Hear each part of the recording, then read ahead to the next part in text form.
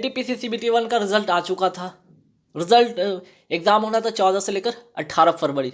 बच्चे बहुत उत्साहित थे, उन लोग वो कैंडिडेट बहुत उत्साहित थे जिनका रिजल्ट हो गया था। जिनका रिजल्ट हो गया तो बहुत उत्साहित थे, लेकिन जिनका नहीं रिजल्ट हुआ कहीं ना कहीं काफ़ी क्या कह सकते हैं, डिमोटिवेट थे, बहुत फ्रस्ट्रेट थे। एक आध बच्चे का जहाँ पे न्यूज़ में मैंने सुना भी था कि उन्होंने आत्महत्या कर लिया। ये बहुत ख़राब काम था, बहुत ख़राब काम कह सकते हैं। और ये कह सकते हैं कि एक तरह से किसकी किसकी दोष है यहाँ पे, सरकार की नीति पर या विद्यार्थी के पेशेंस पर, है ना। तो सवाल कहाँ था, ये बहुत सारी चीज़ें हुई। तो अब सवाल है कि ठीक है, CBT 1 का तो है, यहाँ पे रिवाइज रिजल्ट आएगा। जिनका रिजल्ट हो चुका है, ठीक है, जिनका रिजल्ट आ चुका है वो तो बेफिक्र है, उनका तो ठीक है, उनका तो होना ही है CBT 2 में। वो बैठेंगे बैठेंगे, उनको जो भी जो भी पोस्ट के लिए अपने डाला है, उनका तो आपका नाम ही कहाँ ही आएगा, ठीक है। आपका अगर उसमें हर लेवल में आपका नाम है तो आपने क्राइटेरिया के हिसाब से, सॉरी, प्रायोरिटी के हिसाब से जो भी रखा होगा, आपने फर्स्ट पे जो चूज़ किया वो उसमें आप जाने की कोशिश करेंगे। नहीं मन करेगा दूसरे में जाएंगे, तीसरे में जाएंगे, चौथे में जाएंगे, जो भी लेवल आप सब में क्वालिफाई करेंगे, जिसमें जाने का मन आप डिसाइड करेंगे, ठीक है। बात है कि ठीक है, आप तो जाएंगे, बाकी जो बच्चे जो कि अभी तक कितना 4 ही गुना का रिजल्ट आया, लगभग लगभग यहाँ पे 1,41,124, वो भी क्या 10 गुना के हिसाब से, क्या 10 गुना के हिसाब से था। लेकिन इन्होंने कहा कि 20 गुना के हिसाब से मैंने रिजल्ट दे दिया। तो बच्चे जो बच गए, अगर 10 गुना के हिसाब से मिले तो यहाँ पे कितना हो जाएंगे, 2,11,686 विद्यार्थी और क्वालिफाई करने हैं। तब यहाँ पे बात है कि कौन कौन यहाँ पे जो कि रिजल्ट की अब बात होगी, क्योंकि पता है कि आप लोग को 16 फरवरी तक सभी रिप्रेजेंटेटिव जितने कैंडिडेट अपने जो भी उनके डाउट्स है कैलकुलेट, एक फॉर्म बाकायदा, है ना, नोटिफिकेशन के तौर पे जारी किया कि इस फॉर्म को फिल करके, है ना, फिल कर दें और जो भी अपनी शिकायतें हम तक दें, ठीक। और इन्होंने कहा कि 3 मार्च तक, क्या 3 मार्च तक जो भी जो कमेटी बैठी है, सीनियर से जो बोर्ड की कमेटी बैठी है, वो 3 जनवरी तक रिपोर्ट सौंप देगी। तो अगर 3 मार्च तक अगर रिपोर्ट सौंपती है तो मान के चलो 3 मार्च तक तो एग्जाम सब टल गया ना, चाहे वो CBT 2 की बात हो, चाहे ग्रुप डी की बात हो, 23 फरवरी से और तो एग्जाम टल गया, पोस्टपोन कर दिया गया। अब एक सिर्फ NTPC की मैं बात करूँ तो अब चूंकि 3 मार्च को तो ये इनका जो है कमेटी रिपोर्ट ही पेश करेगी। सभी को पता है विधानसभा चुनाव है 5 मार्च, तो कुल मिला के 7 तक इसके अब रिजल्ट आने की उम्मीद है। तो 7 तक इसका यहाँ पे क्या रिजल्ट आ सकता है। और चूंकि ये फिर से 1 महीना लेंगे, जैसा कि नोटिफिकेशन जब रिजल्ट 15 मार्च को आया था तो 15 जनवरी को आया था, तो इन्होंने 14 से 18 को डेट निर्धारित किया था, तो 1 महीना फिर से यहाँ से लेंगे। अब जो एग्ज़ाम होना था, जो जनवरी में होना था, सॉरी फरवरी में होना था, वो कहाँ टल गया, अप्रैल में। अगर उनके अकॉर्डिंग से देखा जाए तो 7 से 11 अप्रैल को होगा। अगर इस तारीख को अगर रिजल्ट डिक्लेयर होता है तो 7 से 11 अप्रैल के बीच एग्जाम होगा। सभी को पता है टोटल वैकेंसीज कितनी थी, टोटल वैकेंसीज 35,281 था, है ना। लेकिन अब यहाँ पे जो लोग, ठीक है, रिवाइज रिजल्ट में उन कैंडिडेट का नाम आएगा, जिनका है, जिनका आ चुका है वो तो रहेंगे ही रहेंगे। अब उनका रिजल्ट में नाम आएगा, जो ये 8 जून से फॉर्म भरे ना, उनका रिवाइज रिजल्ट में नाम तो पक्का है। अब कहेंगे कि टोटल यहाँ पे कितने जोन थे, 21 जोन थे ना, 21 जोन थे, तो बाकी जोन वाले क्या उनका नाम नहीं होगा, वो उनका भी नाम होगा। लेकिन जो 8 ये जो जोन से फॉर्म भरे हैं उनके पास ये मौका ज़्यादा बनेगा, क्योंकि वैकेंसी ज़्यादा है ना, यहाँ पे वैकेंसी ज़्यादा है, तो यहाँ पे कैंडिडेट इन इस जो ये जो 8 जोन है ना, इस 8 जोन में कैंडिडेट को ज़्यादा मौका मिलेगा, ठीक है।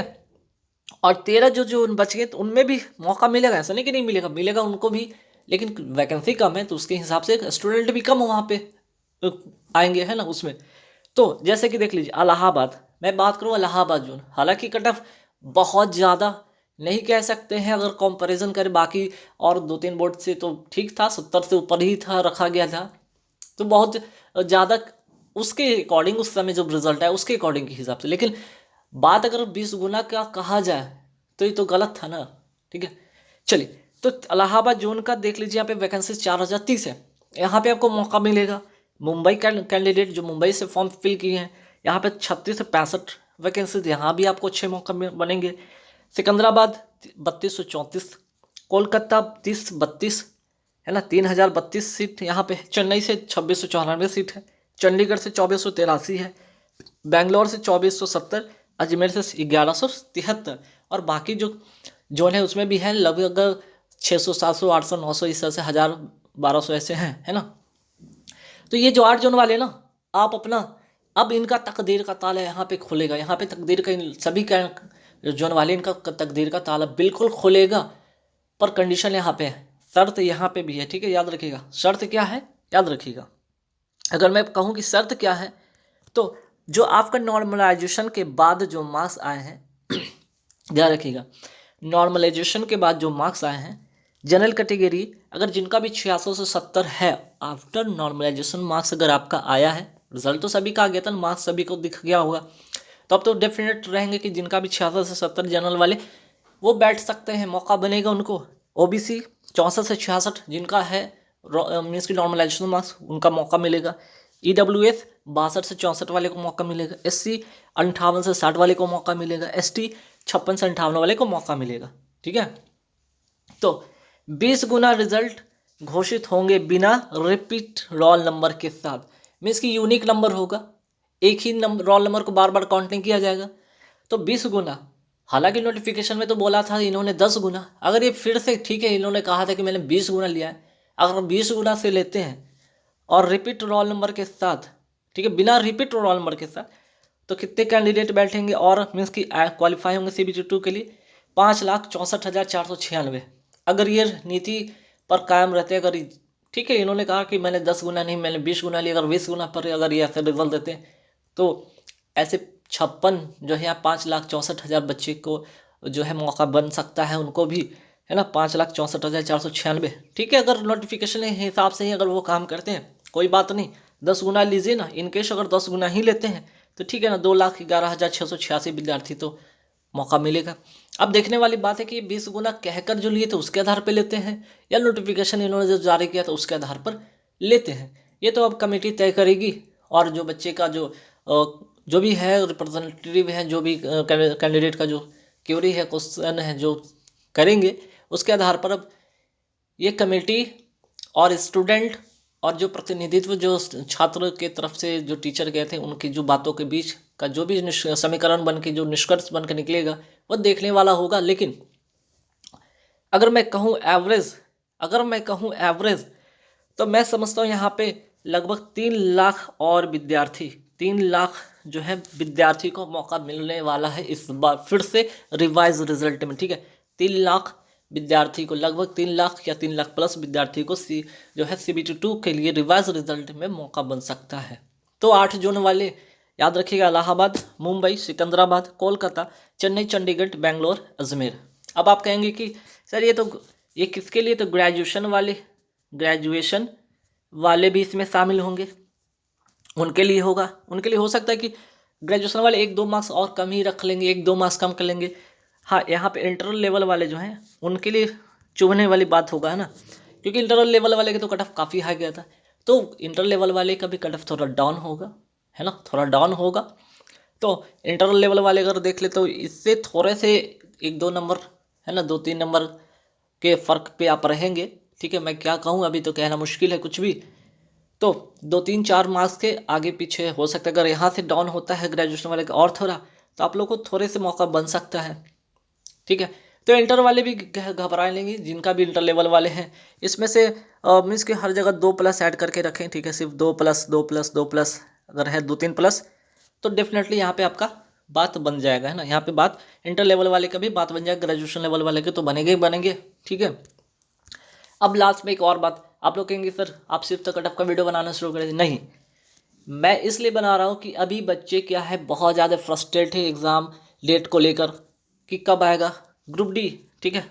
अब NTPC के बाद ग्रुप डी का एग्ज़ाम डेट को लेकर बच्चे परेशान होंगे, क्योंकि 23 फरवरी से होना था ना, 23 फरवरी से होना था, ये तो पोस्टपोन हो गया। अब कब अगला, अब अगला हो सकता है जहाँ तक, क्योंकि इसमें तो 23 जो ग्रुप डी में तो कोई यहाँ पे झंझट है नहीं कि भाई रिवाइज रिजल्ट करना है कुछ भी, यहाँ तो सिर्फ एग्ज़ाम कंडक्ट कराने थे, जो कि CBT 2 का नोटिफिकेशन जारी कर दिया था, तो 23 फरवरी से तो होने थे। तो मैं समझता हूँ कि अब इसका एग्ज़ाम मैं समझता हूँ कि कब हो सकता है, तो मेरे हिसाब से अब तो अगर देख लिया जाए यहाँ पे 23 फरवरी है, जनवरी का एंड होने वाला है, 23 फरवरी से तो होना था, वो तो पोस्टपोन हो गया। कब, अब हो सकता है कि आपके 10 मार्च के बाद, ठीक है, अब ये 10 मार्च के बाद ही होंगे, क्योंकि 3 मार्च के यहाँ पे ये आएगा, इसका जो है 3 मार्च के तक इस जो कमेटी बैठेगी इसका नोटिफिकेशन देगी। यूपी चुनाव है, उसके बाद रिजल्ट इसका घोषित होगा एलटीबी पीसीसीबीटी 1 का। तो उसके पहले हो सकता है इसका, अगर इसमें बहुत ज़्यादा झंझट है नहीं, इसमें तो बहुत ज़्यादा झंझट वाली बातें भी नहीं है, तो हो सकता है कि उसके पहले इसको कंडक्ट करा ले और बीच में जो मौका मिलेगा हो सकता है एनटीपीसी सीबीटी 2 का एग्ज़ाम करा ले।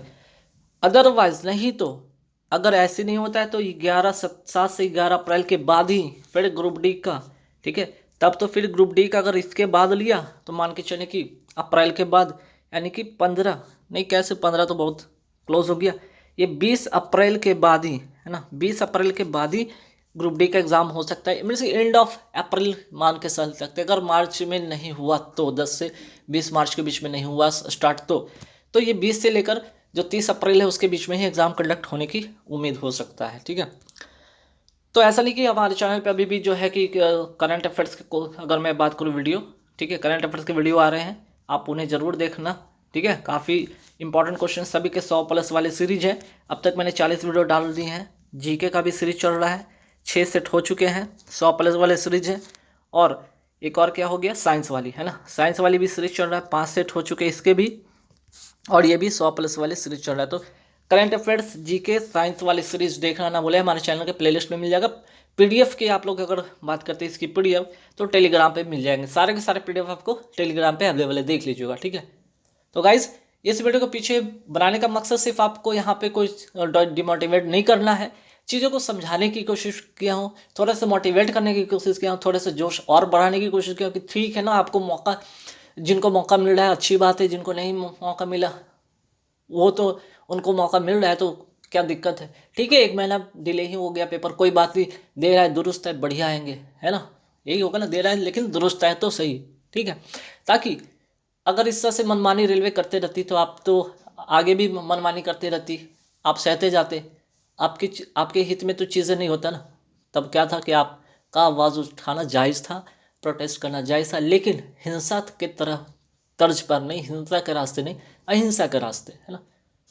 तो चीज़ें आप अगर रखेंगे, लोग समझेंगे, सरकार आपकी बात मानी है, ठीक है, वो सुनती है। अगर चुनाव को लेकर ही अगर वो उन्होंने कह दिया है सिर्फ, तो क्या वेट कर लेते हैं, क्यों, हमारी आवाज़ फिर भी उठेगी, फिर से उठेगी, फिर से वही अहिंसा के मार्ग पे चलते फिर से आवाज़ उठेगी और न्याय मिलेगा ही मिलेगा। तो बस ऑल द बेस्ट गाइस, पढ़ते रहिए, स्वस्थ रहिए, खुश रहिए, थैंक यू वेरी मच।